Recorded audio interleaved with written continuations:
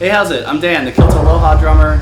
I have been making drum cover videos for about a year now, and I got lots more to come with that, but I want to take a quick break from the music and talk about the equipment for a second. In case you don't know, I have a podcast, and it covers a bunch of topics including music, movies, like art and creativity in general, some folklore and storytelling stuff that I'm into, but also adventure. I have all my podcast episodes right here on YouTube, but if you like the audio version of that kind of stuff, you can visit breathingunderwater.us and there's all that there. But on a recent episode of the Adventure podcast, I talk about my relationship and kind of disillusionment with technology and modern tech toys. So even though that podcast is more about like outdoor play and fun and adventure, it totally relates to why I gave up my electric kit. I had a really simple, cheap electric kit way back, and I had to sell it when I left Maui.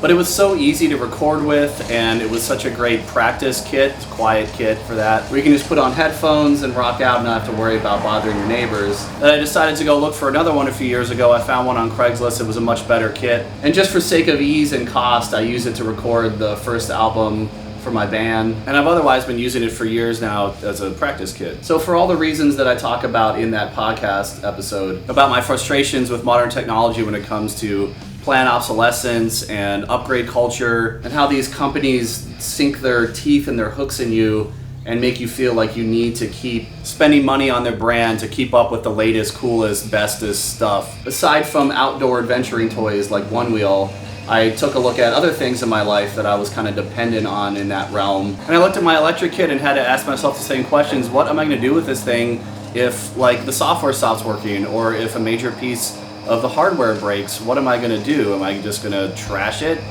Sell it for parts? Would anybody even be interested in buying it from me at that point because it's, broken? Because the thing worked great, but it was old and outdated and obsolete. So I decided to sell it now while it still worked, and I knew I could get something for it as opposed to waiting and just hoping that it could be worth something to somebody someday.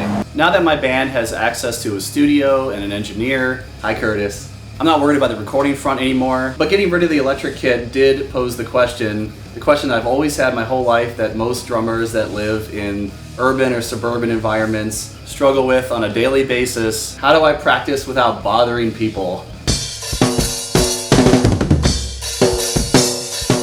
I'm afraid you're just too darn loud. And I gotta give props to the drum department manager, Bryce, at my local Richmond-based Sam Ash, where I decided to sell my electric kit because I knew I was going to do a bit of a trade-in to get some new equipment. He was super helpful and had a lot of wisdom and experience in this realm, because it's been a really long time for me where I've explored practicing at home with keeping the volume down other than using an electric kit. Back when I was living in apartments during my college years in New York and Philly, I came across one of those just simple practice pad kits that was just pads, no rubber cymbals. I just kind of had to use my imagination to pretend I was practicing an unreal kit. So a few years later, when I discovered an electric kit, I was mind blown. This is the mecca for me of practicing. But otherwise, when I wanted to have a more authentic feel, or if I wanted to jam with somebody like in their apartment, or have somebody come over to jam with me in my apartment, I couldn't play all out. There were neighbors on every side. So I got a set of those round rubber drum head dampeners, plus ones for the cymbals too.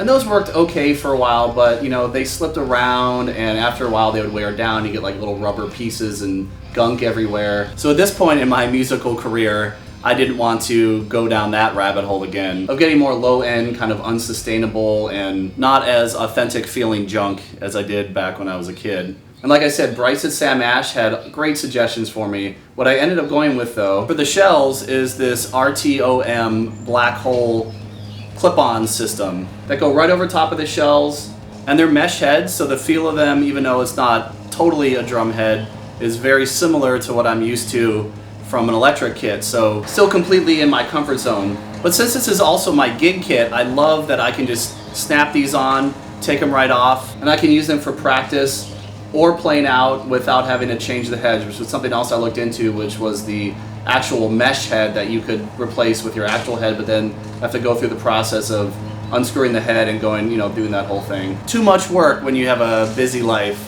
And I also love how you can tighten them and tune them and get them to a firmness that feels right for your own playing style. By the way, this isn't like a sponsored ad or anything. I am just telling you my direct, actual, honest experience with these things. Because maybe the world of lowering your drum volume for practice or for gigging is old news to you, but having not been exploring that world for a couple decades almost, because I've had an electric practice kit instead, the new products and innovations in the field were totally foreign to me. So I'm just reporting on where I'm at, and if that's any help or use or insight to you, awesome.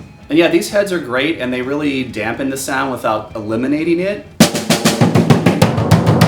So you still get a little bit of volume without it being completely erased, which is nice because when I was playing with my electric kit, and for a while I had to have it unplugged because we were renovating my office and I wasn't able to have the whole thing set up, when I would practice I was getting like no feedback, you know, I couldn't listen to what I was playing on headphones, I just had to, again, use my imagination. Now on the cymbal front, that was a whole nother can of worms because I knew the foam rubber dampeners were a thing, but not ideal. So I didn't get one, at least yet, for my China because the other ones came as a set and they weren't super cheap, so I wasn't rushing out to do that, and I had an extra foam pad anyway. So for my China and my inverted bell, I'm going with just what I had around. But Bryce at Sam Ash also turned me on to these low volume cymbals. It seems that a few major cymbal companies are selling these days. This was totally new to me. I had not heard of these, but as soon as I saw them I was like, oh yeah, that makes sense. Where you have an actual metal cymbal still that feels like a cymbal, but is just not as loud. Brilliant! But I ended up going with the Evans version, partially for cost, but partially because they're just really pretty. There were pros and cons to this though. The pros, like I mentioned, are that you can actually play them for real and get the real feel out of it. Huge plus. But as you can see, I still have the foam dampener on it, and that just came with necessity because even though these are much quieter than normal cymbals,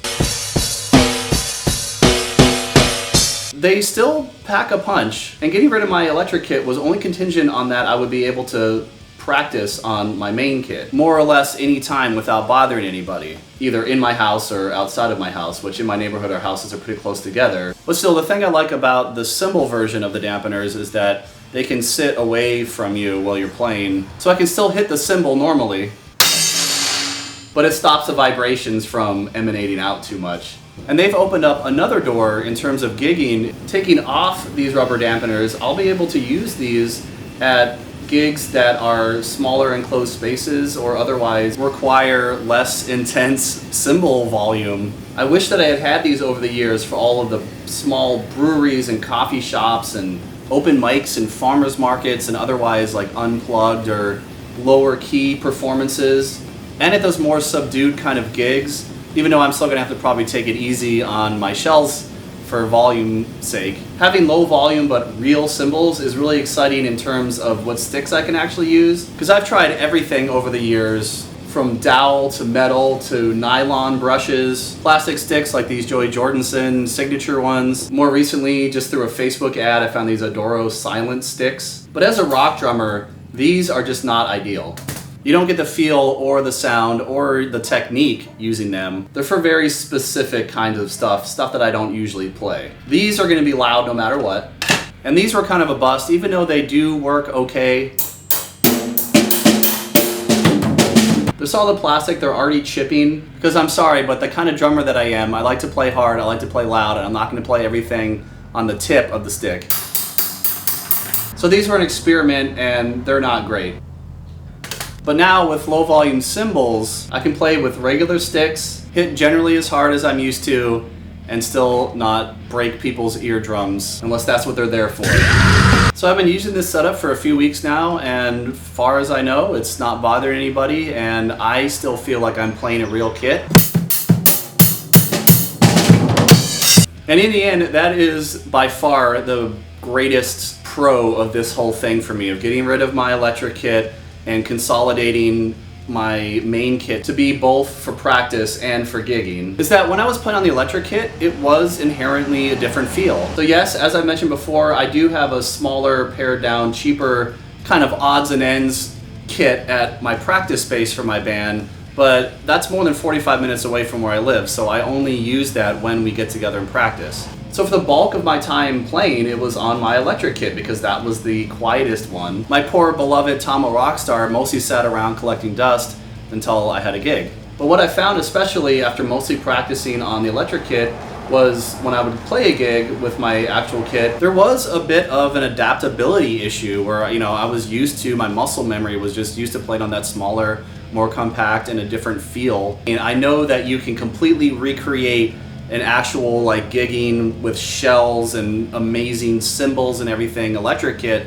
I know those exist, but man, those are so expensive, that is not a possibility for me. But I also come from a DIY hardcore scene, and it's just not in my nature to like always have the best and the brightest. I like to use what I have and use it till I can't anymore before I have to get something new. One thing I forgot to mention when I was first filming this is that another part of my reasoning for getting the RTOM black hole mesh heads is that I am aware that you can attach triggers to them. So I wasn't trying to throw the baby out with the bathwater. I knew that if I wanted to do some recording or even enhance my live set, investing in these black holes and then getting relatively inexpensive and easily attachable and detachable triggers was an ideal alternative to still having the possibility of doing electric kit kind of stuff without having to have an entire separate electric kit. So right now I don't have a need or desire for them, but we'll see what the future holds. So now that I just have this one kit to practice on and to gig with, I can already tell that my chops, my technique, my comfortability, my adaptability has increased and is only going to strengthen instead of having to go back and forth between a necessary quieter electric kit and my ideal actual kit. All right, so that's where I am right now with my current setup. Thanks for hanging with me through this one. I got lots more videos coming, lots more ideas, not just of drum covers, but kind of expanding my repertoire and palette. So stay tuned for all that. I appreciate you watching. See you on the next one.